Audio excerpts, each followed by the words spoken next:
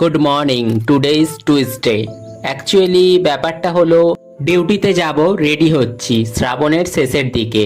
আর আজ 12 August, I mean এখনও এই মান্থের স্যালারি আসেনি, তাই একটু কনফিউজ হয়ে আছি এইবারে কবে আসবে স্যালারি।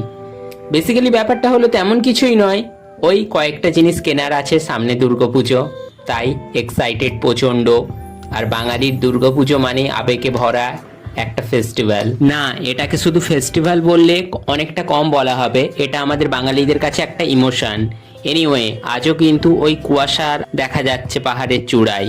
এনিওয়ে, টুইসডে, তাই ডিউটি থেকে বেরোনোর পর একটা লাড্ডু তো পেয়েছি। বাই দ্য ওয়ে, আজ আমার একটু মুডটা অফ, সেটার কারণটা না হয় অন্যদিন বলবো। এনিওয়ে, অনেকদিন পর মার্কান্ডার এই ব্রিজের কাছে এলাম, আর এসে দেখছি মার্কান্ডা দিয়ে স্বচ্ছ জলের এই প্রবাহ। এই গতিহীন মার্কান্ডায় এই রকম খরস্রোতা রূপ দেখতে আমার সব সময়ের জন্য খুব ভালো লাগে।